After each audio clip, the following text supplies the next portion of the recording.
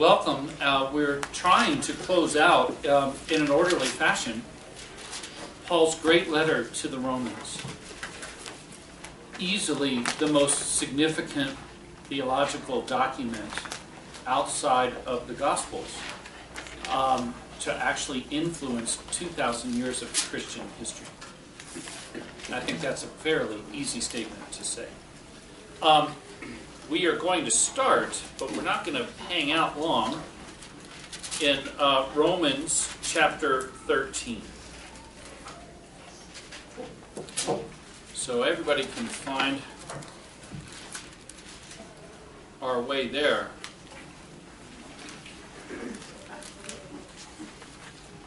We're just going to go all over. Everybody ready? We're just going to go hither and yon today. I've made the argument repeatedly that the first 8 chapters of Romans constitute Paul's mature thought and reflection about what God is doing to fulfill a plan and a purpose to unite himself with all people. And that those 8 chapters give us a vocabulary of faith. The word salvation, the word justification, the word faith, the word flesh, sin, grace, law, it's all in those 8 chapters. After having said that and studied those chapters one by one, we then went to Paul's great conundrum about why the Jewish people whom he was sharing his belief that Jesus was the Messiah with, why they were, by and large, rejecting him and kicking him out of the synagogue and following him town to town and trying to stone him and have him arrested and executed.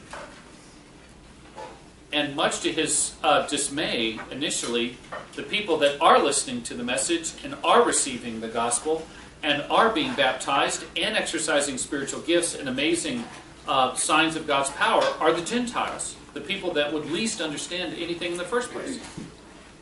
So he spends Romans 9, 10, and 11, what I call the summit of that letter, dealing with that question about why is it that the Jews have rejected, by and large, this message, and why Gentiles are being called into what Jewish people thought was, frankly, impossible. Everybody with me? And we've done this, right? I'm just trying to work it, 7 days ago, and 1,600 miles ago, I gave you a word for this last chapters. Was it 12, 13, 14? Anybody remember the word for this section, this last section? Bob does. Huh? Bob remembered last week. Did Bob remember? I think he did. No. The word is words, or logia. Logos or logia are the words. This is where Paul stops preaching, he starts meddling. That was the word I remembered. Meddling, that is the word that you remembered from last week.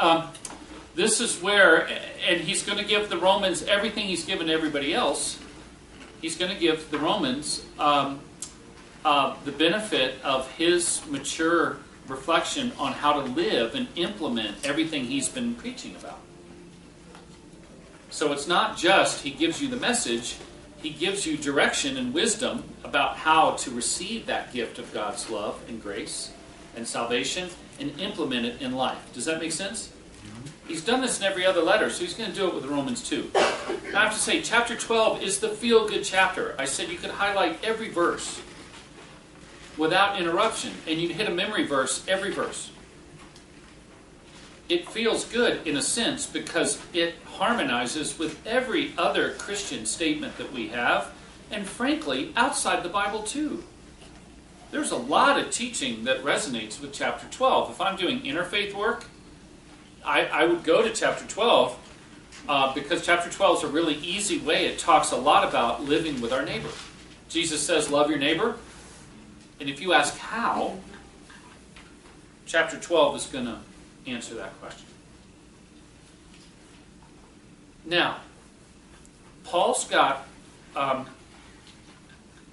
what we used to call in seminary, by inference, Paul's got rather significant ecclesiastical genitalia. Because he doesn't stop there. He's about to go on a little reflection with people he's never met in the center of the world about how they should live in Rome. Remember, he'd never been there. He was born in Anatolia, which is Asia Minor. This is a very controversial chapter, and we don't have to go far to just scratch the surface to tell you why. Chapter 13. Let every person be subjected to the governing authorities, for there is no authority except from God. And those authorities that exist have been instituted by God. Do we need to go any further?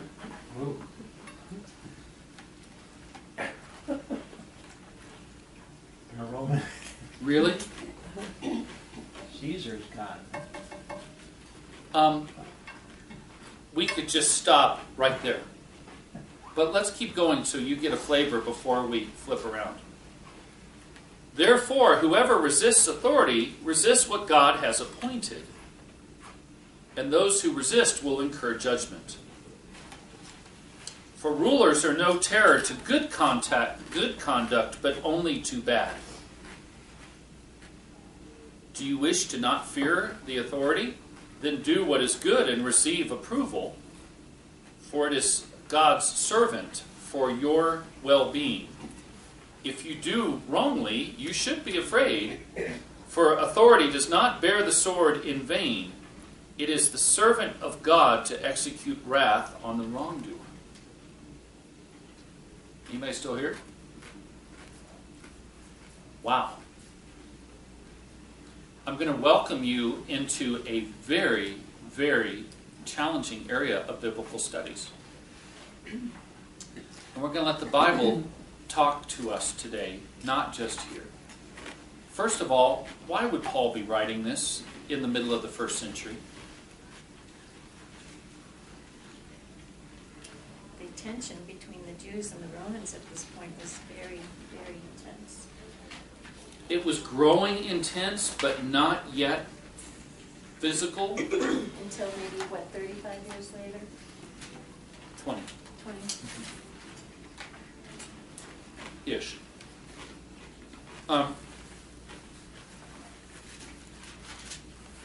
This is where Paul, this is the clearest place I can show you that Paul is a real person writing to actual people. Paul did not know, I know this sounds funny to say this, he did not know that his letters were going to be canonized into Scripture. He was writing to a Roman church in a very specific moment in the mid-first century. Paul had been treated relatively well by Rome up until this point, and relatively badly by his own people. The intense persecutions have not yet begun. They will begin shortly, but not yet. So Paul is suggesting, by the way, what's Paul's basic argument here? It's really clear. You don't need a teacher for this. What's his basic argument? All authority comes from God. So if someone's in authority, it must be God-given. Do you believe that? No. Not at all. Wait, you're not saying you disagree with the Bible, are you?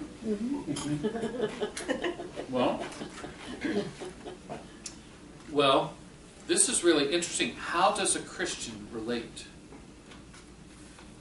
to the government and authority in which or under which a Christian lives? Do we bear fealty, to use an old English word, to the governing authority? And the answer is sometimes, but not always. This is really interesting, isn't it? Put your finger on that and turn back with me. And let's let the Bible talk to us. All the way back to 1 Samuel chapter 8.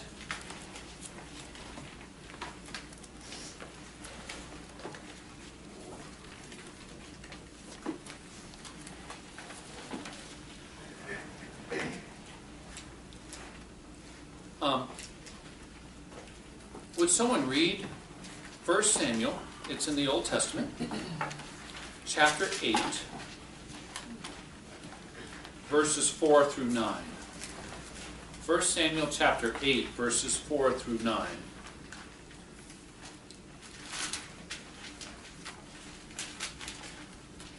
So all the elders of Israel gathered together and came to Samuel at Ramah. They said to him, "You are old, and your sons do not walk in your ways. Now appoint a king to lead us, such as all the other nations had." But when they said, "Give us a king to lead us," this displeased Samuel. So he prayed to the Lord. And the Lord told him, "Listen, all that the people are saying to you. It is not that you have rejected, it is not you they have rejected, but they have rejected me as their king, as they have done from the day I brought them up out of Egypt until this day, forsaking me and serving other gods. So they are doing to you. Now listen to them, but warn them solemnly, and let them know what the king who will reign over them will do." One of the oldest refrains of the Hebrew Bible is Yahweh HaMelech. God is king. We say it in the Psalms frequently. Doesn't that sound familiar? God is king, let the people rejoice. One of the earliest pictures that we have of political authority is this moment. Samuel is the great judge of Israel. He's the last judge. He's the first prophet. His sons, this is shocking. Everybody stay with me here. His sons are not doing what he wants them to do. Let me just say this again. His sons are not doing what Samuel wants them to do. And the people perceive that when Samuel dies, there will be no one to lead them. And they say, what? Give us a king. Give us a king. Like who? Saul. Give us a king like everybody else. Yeah.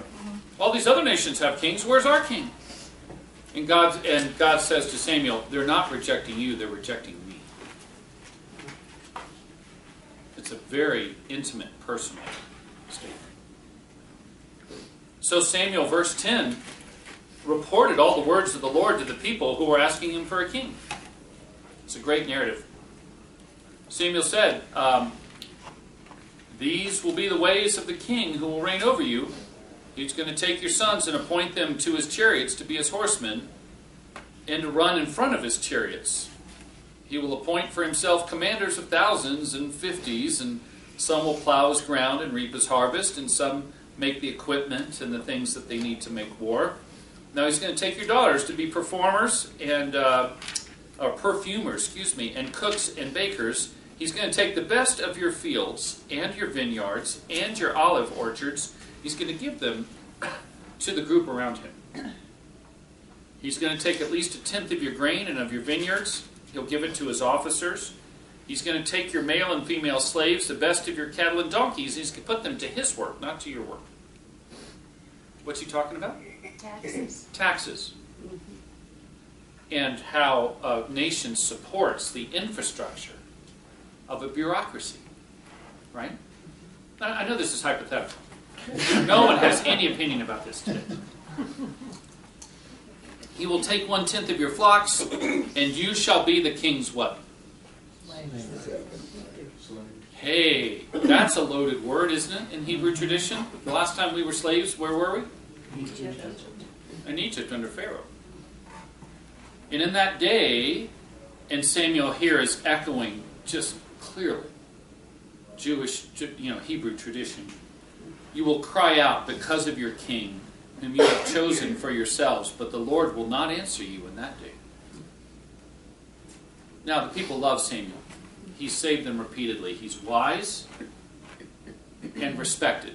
So they're going to listen to him, right? Can someone read me what happens?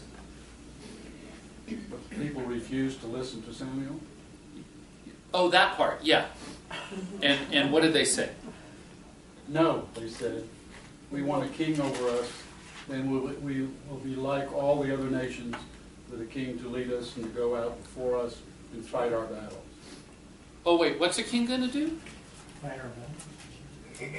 Provide for a national defense. They wanted a king to go out and fight their battles for them. That's what they thought the other nations had. And Samuel says, do you really want this? And they say yes. And the Lord says, verse 22 to Samuel, listen to their voice and set up a king. This is where the kingship comes from, the monarchy of Saul and David and Solomon. Everybody good on that? Okay. Let's just turn here quickly. I need to find it. Is it...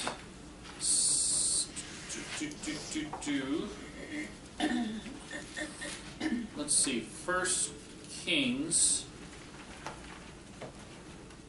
chapter 12. Just go forward a little bit.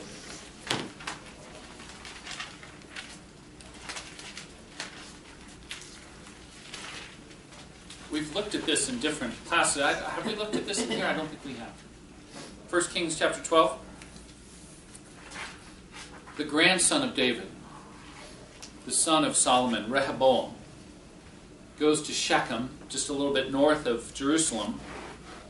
For all Israel, all the tribes had come to Shechem to make Rehoboam king, the same way that they had made Solomon king. Don't worry about Jeroboam for a second. Let's skip down to verse 3.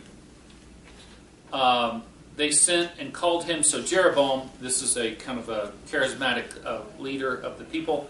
I know the names rhyme. Rehoboam is the Solomon's son. They call him, he comes from Egypt, and then they have a showdown. And Jeroboam and all the assembly of Israel says to Rehoboam, your father Solomon made our yoke heavy. Now therefore lighten the hard service of your father and his heavy yoke that he placed on us, and we will serve you. Solomon had built this magnificent temple, built forts, built grain houses. He had a generation-long building program, and they were exhausted. So Rehoboam says, go away for 3 days and come back again. And so the people leave. Verse 6, Rehoboam took counsel with the older men who had attended his father Solomon. So he speaks to his father's advisors. And what do they say?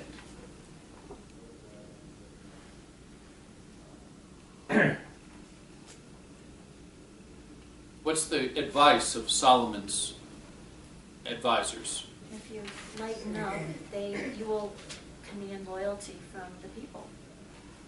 If you accept this proposal, you will have their loyalty for another generation. These are the men that have watched this generation work themselves to death. Everybody got it? Mm-hmm. Great. Wise. Does that sound like wise advice? Mm-hmm. Okay. I'm just speaking hypothetically, not to overtax the people and lay heavy burdens on them. Okay.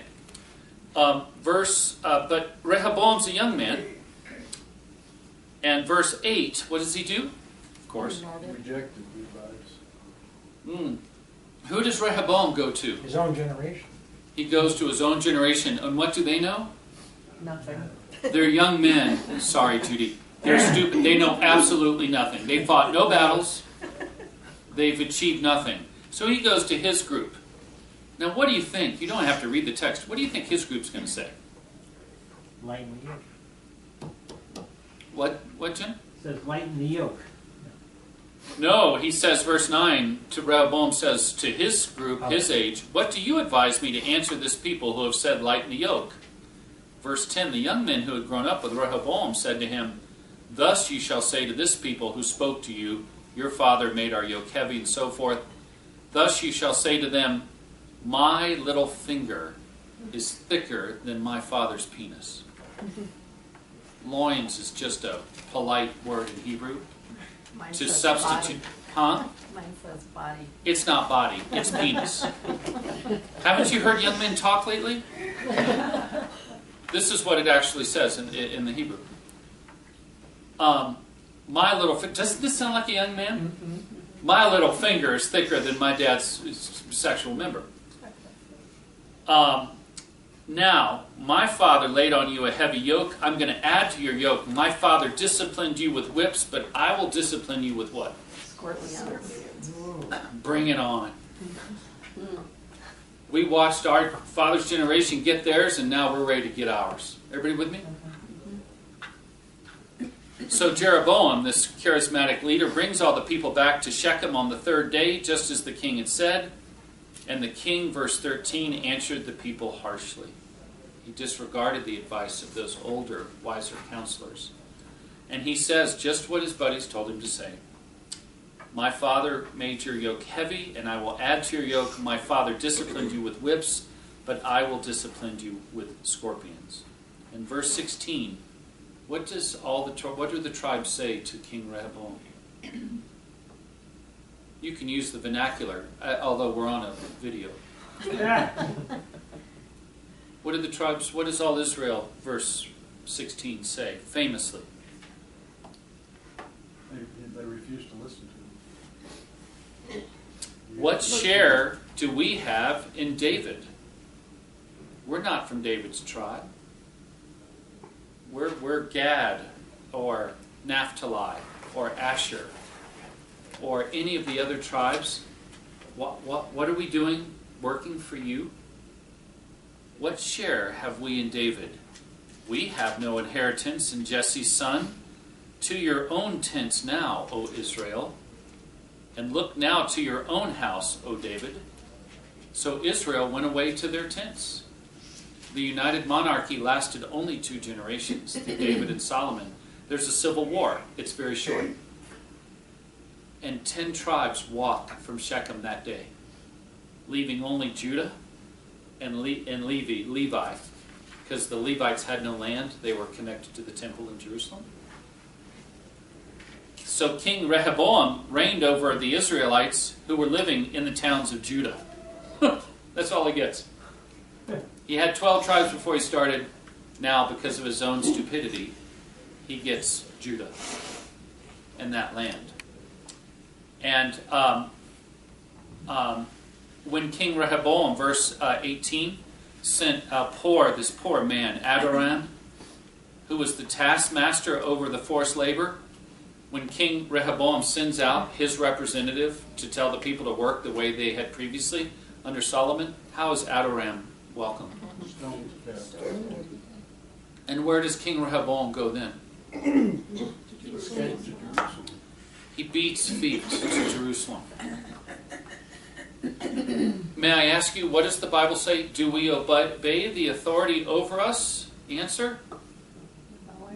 Sometimes. Sometimes. In this case, it seems clear that what Rehoboam was asking was not in accordance with God's will. And so the people judge him, and they judge him correctly. Everybody with me?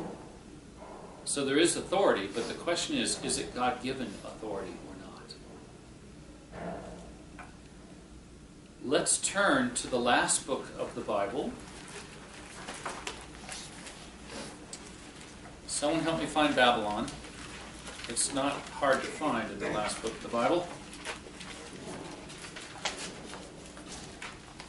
I don't have titles in this study Bible, so... Fall of Babylon? Oh, yeah, Babylon the Great, prostitute. What is it? Chapter 18. Chapter 18, let's look there. It's after Revelations? It's in Revelations. Oh, and then 17 is a punishment of Oh, hold on here. 17:5. 17:5, thank God, and thank you. Okay, let's look at Revelation, the very last book of the Bible, chapter 17.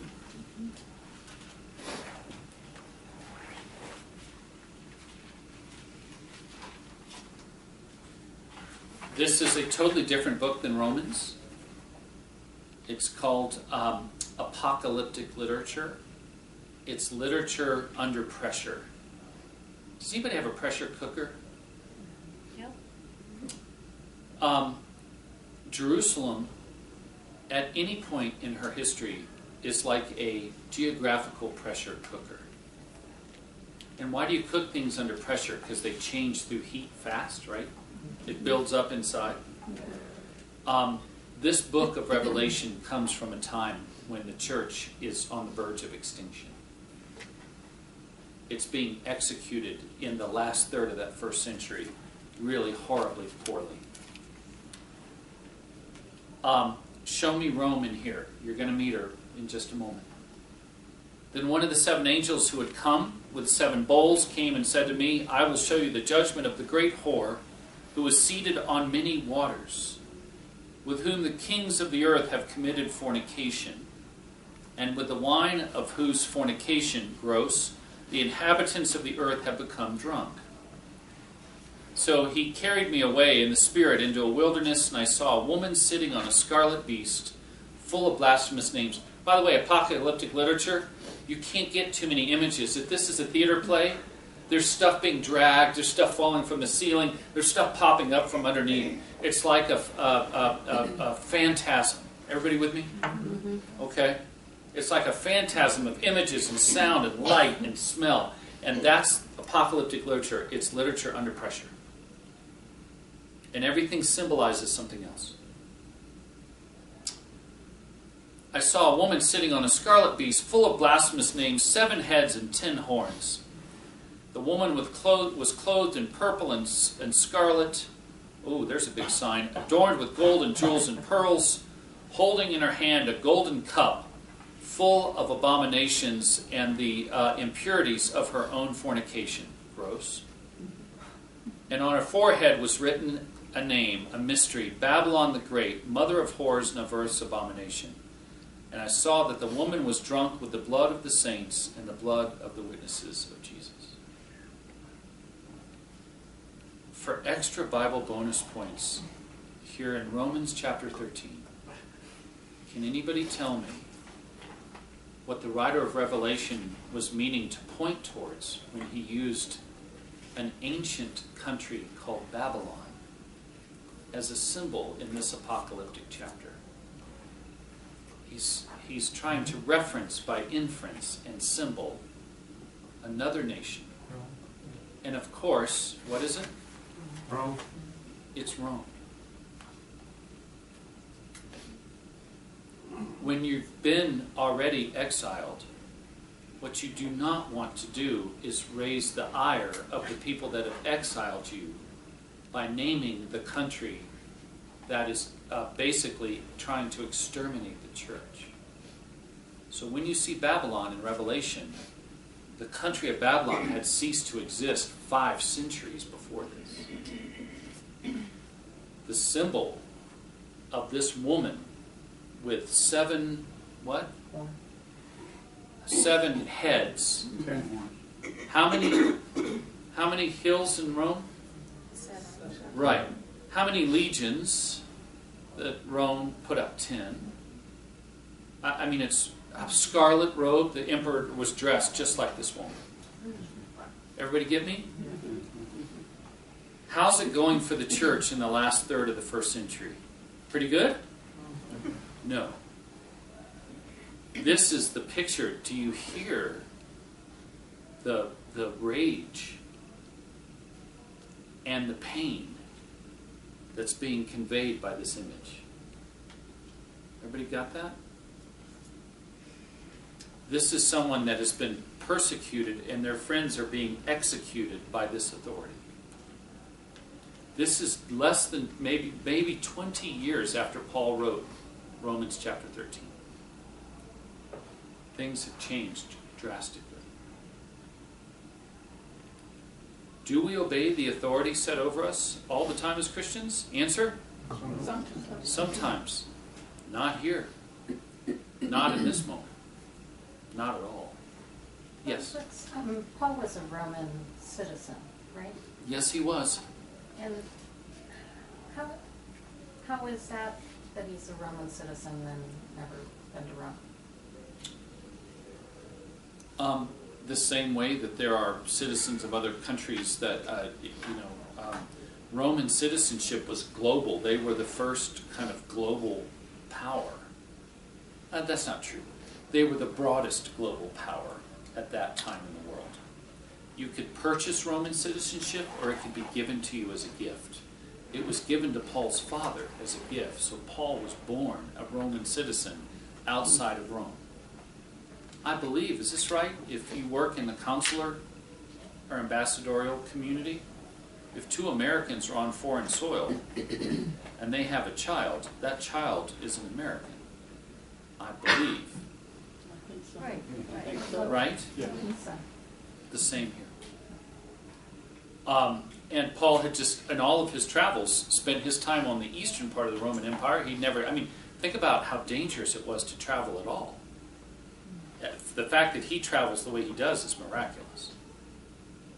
So this is a reflection on authority also, is what I'm suggesting. But it's a very different reflection. Everybody with me? Shall we turn back to Romans chapter 13 then? Okay. Oh, actually, excuse me. No, I'm sorry. One last one. Just to make the point. Acts chapter 18. Sorry.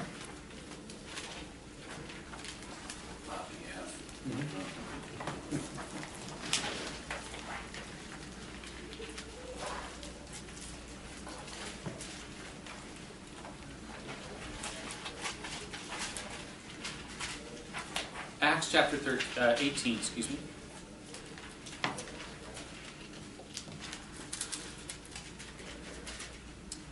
Paul's traveling. This is the travel narrative. He travels from Athens. He goes across the Corinthian isthmus. It's a very narrow isthmus of Corinth, to Corinth. And he meets two Jews there, Aquila and Priscilla. And they had come from Italy, Luke tells us, because Claudius, the Roman emperor, had expelled all the Jews from Rome. They were so troublesome, Claudius said, out, you're out. So he just kicks all the Jews out of Rome. Paul went to see them, and because they did the same trade, they were tent makers, he stayed with them and they worked together. And every Sabbath, Paul would argue in the synagogue and try to convince both Jews and Gentiles that Jesus was the Messiah. Let's skip up to verse 12. When Gallio was made proconsul of Achaia, which is the whole Greek peninsula, almost, well, not completely, but almost, the Jews made a united attack on Paul and brought him before the tribunal. They said, this man is persuading people to worship God in ways that are contrary to our law. These weren't Gentiles. These were Paul's own Jewish brothers and sisters who haul him up in front of the proconsul. Why? Why did they haul him up? Why didn't they just stone him on the spot? Because he was a Roman citizen. One, he's a Roman citizen. Two, they can't do that anymore. Rome took execution, capital punishment, away from its vassal, from its provinces. Only Rome could kill you. Your own people, theoretically couldn't do that. Why is Jesus brought before Pilate? The very same reason. So, just as Paul was about to speak, so Paul says, okay, I'm ready. I've got my defense. Right? He's all ready to go. He's in front of the proconsul. Gallio says, what? Will someone want to read? The lines are even between the lines. It's just fine. It's a great Roman-Italian response. If it were a crime or a serious fraud, I would give you Jews a patient and reasonable hearing. But since this is a dispute about terminology and titles and your own law, you must see to it yourselves. I refuse to judge such matters. Gallio says, who cares? All of these terms and all of these words that you argue over, and it drives me crazy. Reminds me of Pontius Pilate. It kind of, Yeah. are you hearing a little echo here? Right?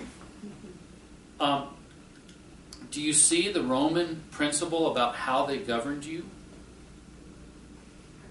If it was of interest to Rome, if it was about taxes or civil order, Rome had a very clear opinion. If it was not about that, they could care less. So everybody see that there is two authorities. There's Roman authority and Jewish. I'm getting you ready for Holy Week. And Jewish authority also. Right? By the way, would it interest you to know that Sharia law, the legal code, the very strict legal code as interpreted by contemporary Islam, is in force in some neighborhoods in London now on the street? That is true. Now, how's that going to go? I'm just saying, this ancient idea that the civil authority takes care of civil matters, but religious stuff we'll take care of on our own, is a very, very challenging model. This is exactly how the Romans did it. Gallio says, if you're arguing about words, I could care less. Now, to make the point, the Jews who have lived under Roman law now for, several generations, they know exactly how to get Gallio's attention, right? So what do? Just read the text in Acts chapter 18, verse 16. What do? 16 and 17. So have they rejected from the court? He kicks Gallio, says, we're done. You're gone. Thank you. So they leave. And then what do the Jews do to get his attention? Beat up Sosthenes. They take the official in charge of the synagogue, not Paul, and they beat him. Because they think a little good social unrest is going to get his attention. Now, they have not met someone from Rome recently. And Luke tells us very clearly, what does Gallio do after this poor innocent man is beaten? Shows no concern. He doesn't care at all. Want to try Romans chapter 13 again? Can I ask a question about Yes. something? Yes, ma'am. You know how Gallio said, if it's about words, I'm not going to listen to you? Right.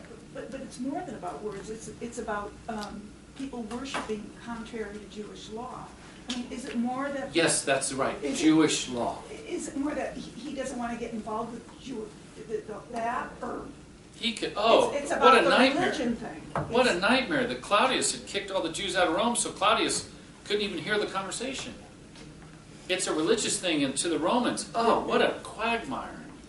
Everybody remember the story of the Roman legionnaire who got so frustrated during Passover that he was guarding the parapet of the temple in Jerusalem, and they hated Jerusalem. It was hot, it was crowded. The Romans like to hang out by Caesarea, by the water, more like Rome, more like Italy. They get called down during these feasts, and everyone's crowded, and it's like, being in a big city on a holiday or something. So this Roman soldier, famously, Josephus tells us the story, he gets so frustrated with all these Jewish men in the temple about to worship, he lifts up his battle dress and exposes his uncircumcised sexual member and wags it at them. That started a 4-day riot in a very narrow part of Jerusalem during their highest holiday, in which they had to kill 800 men to quell the riot. The Romans hated religious. They didn't understand it. It didn't make sense to them. And especially when it came to the Jews, what a nightmare. So Gallio says, if it's about your religion, I could care less. And if you think beating up one man is going to change my mind, you go beat up any of the Jews you want. It's fine. If you touch a Roman, you die. Everybody with me? By the way, who picked up this notion pretty clearly, right? ISIS comes to any Christian town. You can convert, Or you can pay a tax, or you can just be beheaded. And frankly, after you pay your tax, we'll behead you anyway. Children first, then your wife, and then the husband. And that's how Islam, in its most severe form, can grow in village after village. The Christians flee, or they stay and they're massacred. I want to put before you what the Bible says completely, or a broad view about authority. Okay? When we go back to Romans chapter 13, Paul is writing in a very specific time to a specific group of people. And there are, frankly, I want to make an argument for this. There are moments when the governing authority is correct. I was too young in the 1960s, but I've often wondered, what would I have done? You know, there's a way to, right? There's a way to make a statement.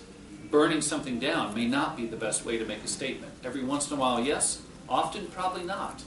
You know, those of you that lived through those years, it's disturbing to kind of figure out where would you land, you know, about civil disobedience or civil obedience. Paul's arguing here for civil obedience.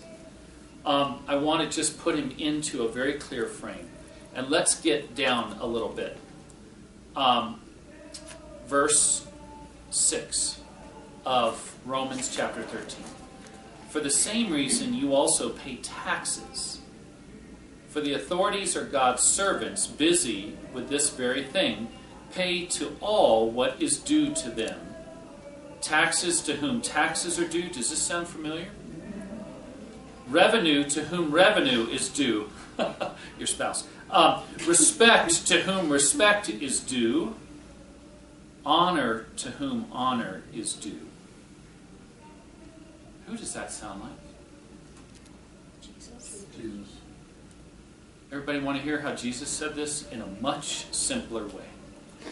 I want to say Paul's one of the best writers in the ancient world. He's got nothing on Jesus at this moment.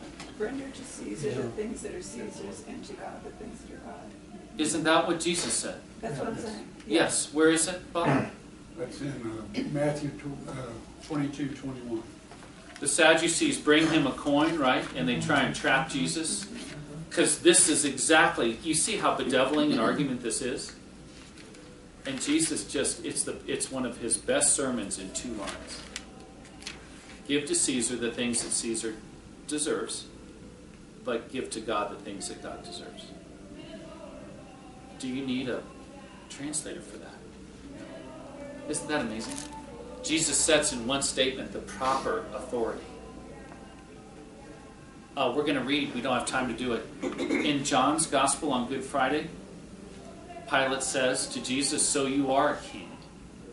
You know, Jesus says, if I wanted to, I could call on legions of angels. I'm here because I want to be here, not because someone's forced me to be here. And Pilate says, "You are a king." And Jesus says, "You say that I'm a king." That's your word. For this I came into the world, that all people should hear my voice. That Jesus' authority is from God alone. And as Christians, that is our first loyalty always, is to Jesus. And when that loyalty adheres to civil order and authority, then we are to support that. And when it doesn't, we are to stand against that. Our citizenship is not from here, Paul writes. Our citizenship is in heaven. And I want to tell you, this was hard for an American grown boy. Do you remember the bicentennial? Mm-hmm.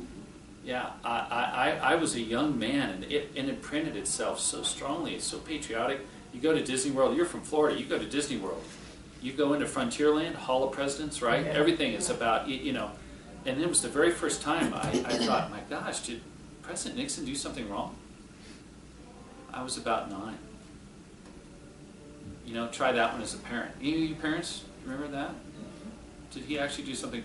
He did what? No, he didn't. Yes, he did. Really? And then you can imagine on and on from there. Paul continues, and so will we. Owe no one anything except to love one another. For one who loves has fulfilled the law. The commandments, you shall not commit adultery, not murder, not steal, not covet, and any other commandment are summed up in this word: love your neighbor as yourself.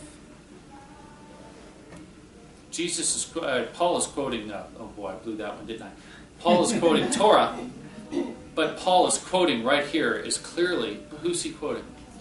He's quoting Jesus. People say, did Paul and Jesus ever meet? No, we don't think they ever met. Did Paul know the stories that were ultimately written in the Gospels before they were written? Absolutely he did. This is as gospel a chapter as any that you're going to see. Love does no wrong, cannot wrong a neighbor. Therefore, Paul says, love is the fulfilling of Torah. And he closes with a very interesting comment. Besides this, you know what time it is, he says to these Romans. How is now the moment for you to wake up from sleeping? They're saying, what? For salvation, here's your blue marker, is nearer to us now than when we first believed. The night is far gone, the day is near. Then let us lay aside works of darkness and put on the armor of light. And let us live honorably as in the day, not in reveling and drunkenness, not in debauchery and licentiousness, not in quarreling and jealousy. What did Romans do every night at this time? They were living off the provinces, right? Grains flooding in from Egypt, dates are flooding in from Syria and the Holy Land. They've got money, they're taxing their provinces. Rome's almost at the height of her splendor. And what's going on in Rome every night? Party time. Every single night. What was going on in Paris in the 1920s? Party. Every single night. I didn't even understand what the left bank was. I had to go to Florida State University to kind of get my first sense of what a left bank is. Where did you first get your sense of left bank? Vegas. Las Vegas. Okay, there you go. Yeah, there you go. Right. Every single night. Have you ever been in a place where it's just a party all the time? New Orleans. New Orleans. New Orleans. There you go. There's another one. Every single night. And Paul says, I know exactly what you do. He's never been there. He said, I know what you guys do. And he says, you can't live like that if you're a Christian. Instead of putting on all of that, he says, if you're going to put on a party, put on a God party. Put on the Lord Jesus Christ. And make no provision for the flesh to gratify its desires. That would have been a tough one too. Can you imagine? Are we all supposed to live like Jesus is about to come back in the next 10 minutes? Answer? Yes. Absolutely. Sure. Don't let sex distract you. There's a lot better things to distract you. Let Jesus distract you. Let's focus on Christ. So, I don't know why Paul thought he needed to write that to the Romans. Right? Can I end where I started? He has significant ecclesiastical genitalia.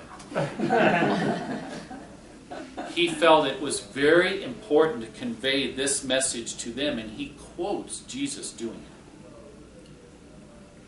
I can only imagine what their faces must have been like listening to this chapter.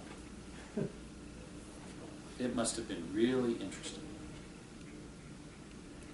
By the way, that same authority took Peter and Paul and deposited them, both of them, into one of the most horrific places I've ever been. It's called the Mamertine Prison. Has anybody ever seen it? It sits on the top of the Roman Forum. What is that? Mamertine Prison. It sits at the top of the Roman Forum, right above the Senate building in the old rostrum. If you're in Rome, you can go to the Mamertine Prison. There's stairs now, but even without the stairs, you can well imagine there's a round room with a hole in the ceiling. They lowered the prisoners in and left them there. Every once in a while, a little water, maybe a little food. There's no window. There's no light. There are no facilities. You're sitting in your own excrement and others around you. and people practiced cannibalism. And Paul and Peter end up in Rome by ancient tradition in this prison. And they're both hauled out for execution. That's where Paul ended up. I wonder if he was thinking about the words that he had written. So I wanted to give you a full biblical view today of what the subject that Paul chooses to share with us. And the answer is sometimes. Sometimes. You can imagine every discussion in American history where this gets brought up, right? Can you imagine Confederate preachers preaching on this? Some of my own ancestors. Can you imagine people that ran the Underground Railroad talking about a different kind of obedience to a higher authority, for instance, and so forth? Interesting that if you read that Lent Madness, one of the most interesting things about it is you see the number of people who dedicated their lives to specific people groups in the United States, like Native Americans, or Irish Americans, or Chinese immigrants. There's a lot of basic Christian evangelical work that goes on because these folks had no voice. You know, sailors came into port. And the only thing they could meet that cared about them was a woman who they would pay to have sex. The Episcopal Church was one of the first churches to minister to sailors and give them a meal and a prayer and a shower instead of a prostitute. Isn't that interesting? You know? All these groups and Christians reached out to each and every one. It's really profound. So when you read those Lent Madness saints, a lot of those saints gave their lives to bring the gospel and elevate all these groups. So folks, don't shoot the messenger. This was just the next chapter in line. It does set us up for Holy Week, doesn't it? Yeah. Truly. We do have, I'm sorry to just avail you, like I felt like we unleashed the dogs of schedules on you today. I was not anticipating, frankly, that we would have 4 founders and people that populated this valley, much to our betterment, die within a week of each other. So we will email you out. I was sitting there thinking, anything I say, no one's going to remember. We will email out these service times and schedules as we get them. And they're going to all be clumped around, of course, Holy Week and Easter. Either right before or right after. And we'll just do the best we can to communicate the clearest that we can. We're going to hit. I wanted to push through, but there's not enough time. Next Sunday, we will not be meeting as this Bible study. We'll be meeting for an incorporation class. You can still come up and have lunch if you'd like. Hopefully we'll have some folks with us.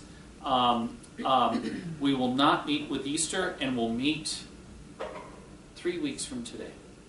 And we'll finish up the book of Romans in just a Sunday or 2. Okay? We have our normal Bible studies this week. Everything meets as usual. Look forward to seeing you throughout the week. Thank you for sticking with Paul. And it's been a magnificent study. And anything I've said historically, check me out. Check these Bible references out. Please do read more and more deeply. And pray for our government today. That's probably a good way to end.